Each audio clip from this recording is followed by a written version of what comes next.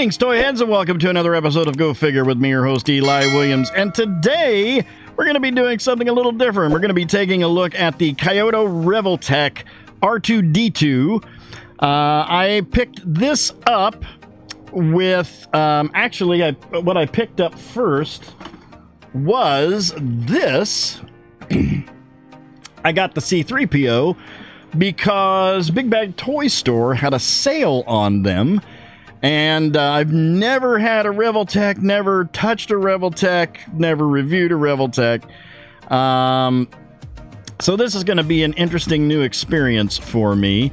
And I'm sharing it with you. So I decided to do the R2D2 first because it's always R2D2 and C3PO. I guess sometimes people say C3PO and R2D2, but did R2D2 first. But I ended up picking this one up because I found somebody on Mercari that had one at a pretty decent price and maybe a little expensive, but I made them an offer and they took it. So I got them about, actually I got him a little less than I got the C3PO. Because these are Japanese imports and they're typically pretty expensive. So let's dive in here. Here at the front of the box, see we got the Star Wars logo, Star Wars Revo, powered by Revoltech. Japanese writing, don't know what that says. We've got a picture of R2D2 right there, an R2D2 with a really funky looking font. Kaiyodo logo down here, figure complex, or was that say, what does that say? Figure complex, I guess. And then on the bottom here, we've got Star Wars Revo, R2D2, and Kaiyodo figure complex.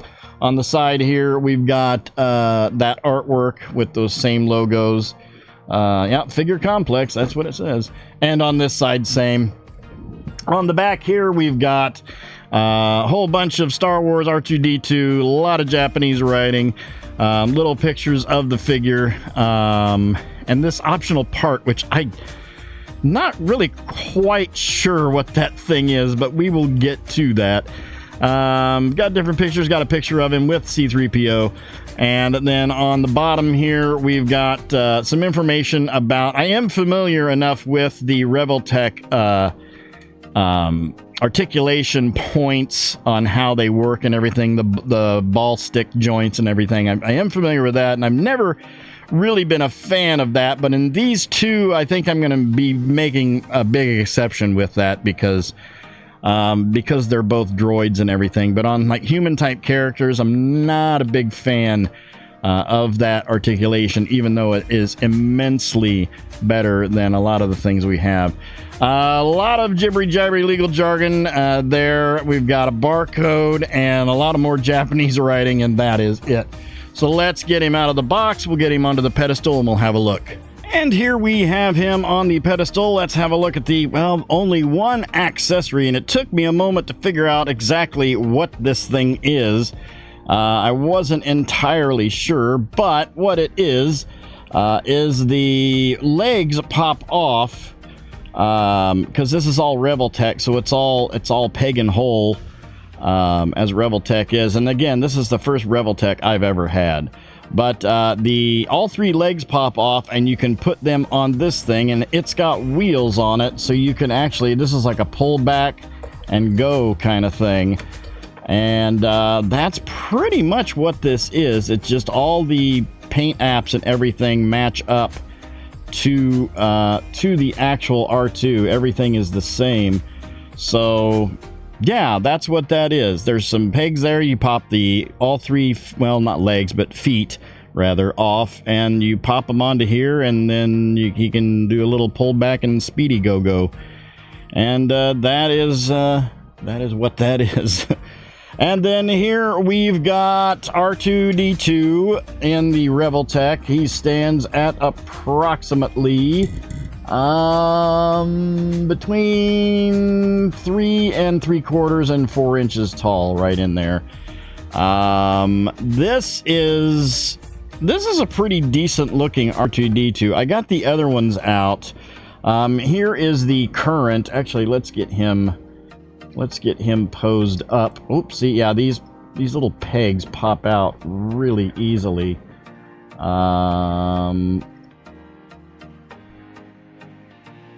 Let's see if we can get this Okay, that leg doesn't seem to want to go down any further than it is, so it's hard to get him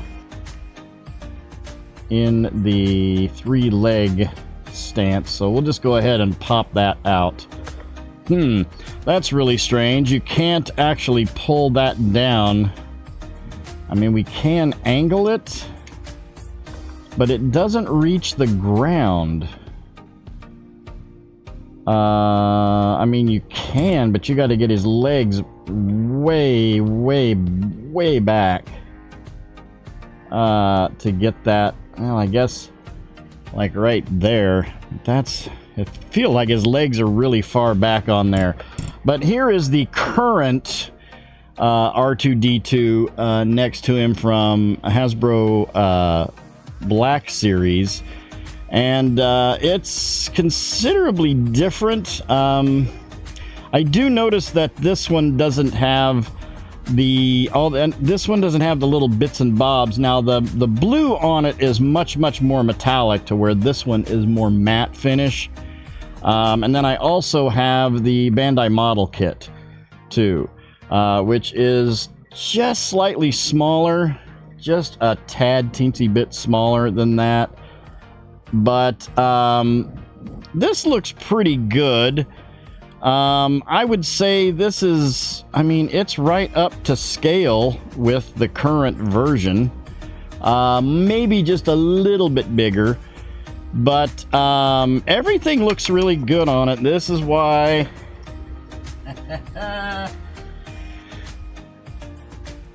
This is why I always kind of steered away from Revoltech, but the 3PO was too much of a good deal for me to pass it up. So let's go ahead. I'm going to pull the 3rd leg off because it's just weird. So... Oh, wait a minute. I put that on backwards. I wonder why that wasn't fitting in there correctly. There we go. So, at first glance, the dome is pretty shiny compared to the other versions. It's got more of a stainless steel look to it. I think the legs are just, or feet are just falling off. This is always why I was always afraid of Revoltech, because I've always heard the horror stories of the pegs and stuff falling off and everything like that. And everything is sort of a peg. Now this has a little disc behind it. What is that for? Oh, I see. So when the head turns, that... Okay, so it's got a disc under here. Hang on a second. Jeez, this thing is really delicate. So it has this disc that spins, or you can spin the little emitter and turn the color of that of his little section under his eye. Okay, all right. Well, I just learned something there. He doesn't have any of the little compartments like the others do. So there's no additional arm accessories. It's just R2D2 and that's it. But I do like the metallic sheen that's on everything here. It does have a very, very metal-like quality to it, even though I mean, it weighs significantly less than the Black Series does. But the Black Series has that whole mechanic inside where you can store the arms and everything. But yeah, his arms do not pop out. The front panels do not pop out. Or do they? Yeah, I think it's just all in there. Looking at articulation, we really only have we have the head turns all the way around, and then the legs all the way around, and then we have a hinge. I'm trying to be very careful because this thing feels so delicate. We have a hinge down at the bottom on the feet that goes forward and backwards. This is kind of disconcerting. I don't know what the deal is with the third leg not wanting to I kind of feel like that's too short. That leg is just too short. Like, you really got to get these back legs way back there. I want that to be red. You really got to get those legs like way, way, way back there to get that to stand up correctly, to where this one just kind of naturally like sits there, as well as the Bandai. It looks good. I guess I'm just going to display him without the third leg. I guess that's just what I'm going to do. So I'm just going to pop that off, and we're just going to display him with just the two legs, and that's it. But the feet are detented, so they do kind of notch into place. But everything is very peg and hole, like Revoltech is. And which I'm not a huge fan of, because it does give the figures kind of a delicate look to them, but or delicate feel to them, and a delicate look. So let's pop him off the pedestal. We'll line him up with some other characters, and we'll see how he scales up. Okay, so here he is with the Medico Mafex Return of the Jedi Boba Fett, the Hasbro Star Wars The Black Series Imperial Stormtrooper version 2, the Hasbro Marvel Legends Series Spider-Man No Way Home Final Swing Spider-Man Tom Holland edition, I guess, if you will, and the Mezco 1/12 Collective Superman Man of Steel edition. And here we have him with the second edition Star Wars The Black Series R2D2, the first edition Star Wars Black Series R2D2, and the Bandai Model Kit R2D2. And then finally, here we have him with the Hasbro Star Wars The Black Series C-3PO and the Bandai Model Kit C-3PO.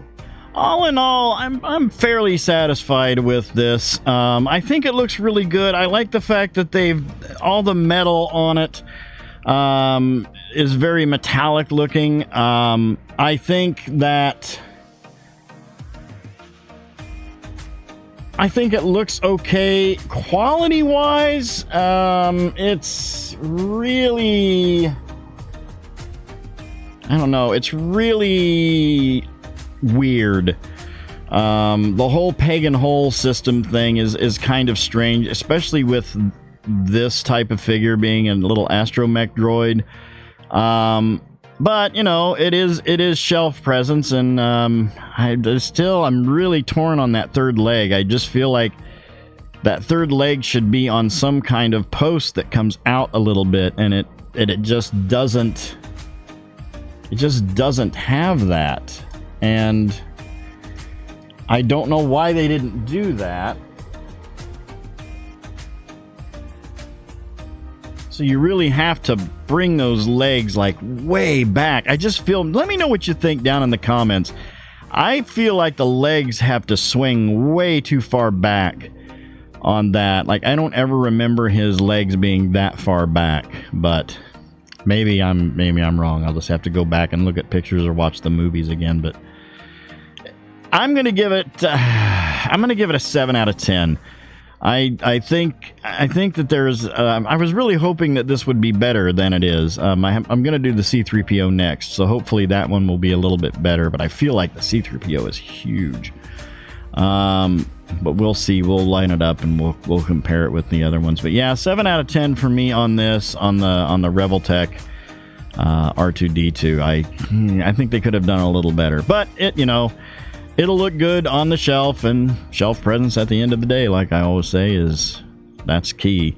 So that's what we're all striving for, is to have them just look good standing up there. So that'll do it for this episode. Thank you guys for watching. I hope you enjoyed that. Please remember to like, comment, and subscribe. Smash that bell so you can get information on all the good things coming out of my channel.